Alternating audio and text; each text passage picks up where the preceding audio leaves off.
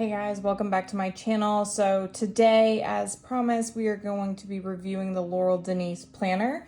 So this is the 2024 Horizontal Weekly edition, and I picked this out in December to be my 2024 planner, and I was gonna do a box unveiling and stuff, but then I was like, really, I've never used this before, and it is a completely different planner than what you may have seen before. So I really wanted to see how I used it before I decided to review it.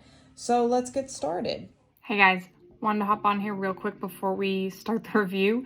You are definitely going to hear my daughter expressing the fact that she does not appreciate that I'm not holding her right now.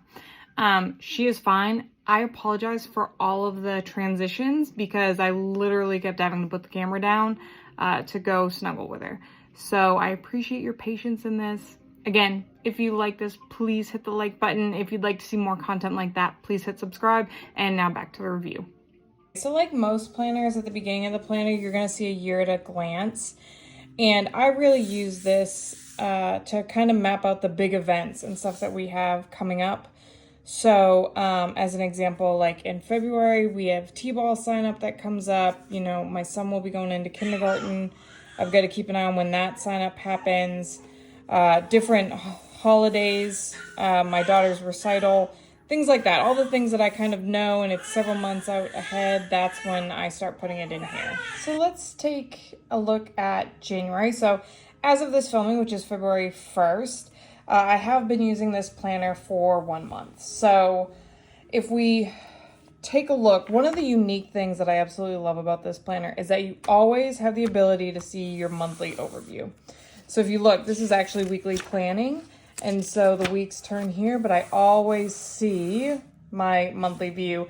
And then also I can see my kind of running to-do list to the side. So big things that I have to do for the month.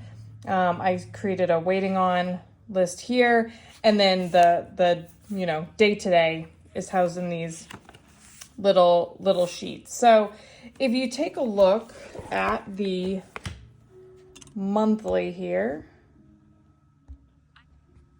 zoom in for a second so that way you can actually see. I do use a sticker kit. I can link to the sticker kit that I use from this Etsy shop. I believe this one is Planner Kate. But there's another one, Pearmint Paper, I think. I'll leave the correct one down there. But so how I use this is that I map out the month with kind of the big major events. So January was busy. We were kind of getting back into the flow of things. My two eldest started gymnastics. My daughter started dance. And so I might not log that every single month, but where it was new to us this month, I wanted to keep it top of mind. January is also a big month for birthdays for us, so I had a couple of birthdays that I logged, and then some key meetings, doctor's appointments, technicians coming out, things of that nature.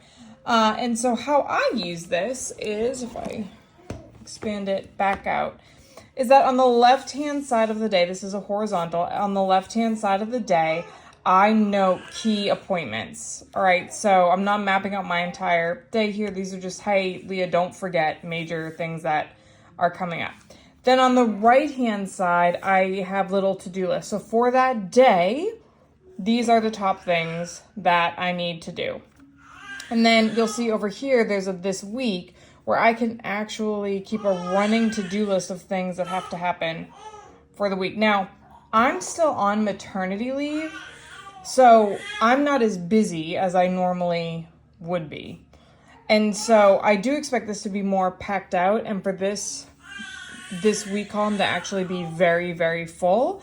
However, where I'm on maternity leave, it's really not as busy as it normally would be. And so I started to use this column for just like, how did it go? Like, did kind of my weekly preview questions to myself. What worked? What didn't work? What do I need to adjust going into the week moving forward? Also, so there is a habit tracker on the last page of all of your weeklies. So, each week has this set of pages, but then on the very last page, you have your habit tracker. Again, I'm new to this planner, so I actually wrote down the habit tracker. Like, don't forget, you have that option there. So that's been working really well. Fun fact, if you use the Power Sheets smaller planner, they're 90-day, and you have a wildcard insert for it, it also works here. So I keep my overall arching goals on a bookmark page that I insert here. And so this is how I used it in January. Again, my first time, so I was kind of playing around with how I organize things, tracking my wins, things like that. One thing that I really miss from the Full Focus Planner is having that inserted, weekly review, what's working, what's not working. So I'm trying to come up with ways that I can incorporate that in a format that also works for me. With planners, it seems like you're always compromising one thing or the other. Okay, so that's how I really organized January. Again, one thing that I really like is this whole waiting on list that I started. If you need ideas for this planner, Laurel Denise has their own channel, and they have fantastic ideas. So then moving into February, like I said, today is February 1st. We are going with the same kind of formatting here. So again, I planned out the month, I got in the birthdays, the key meetings and things that I have and commitments.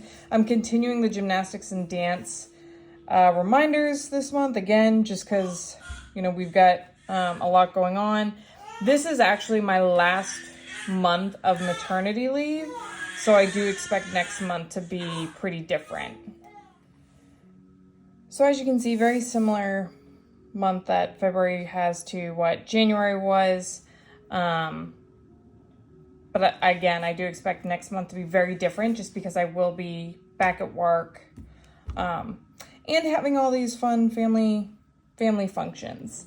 So the other thing that I wanted to show you too is there is a notes section. So after all of these tabs, sorry, technical difficulties here.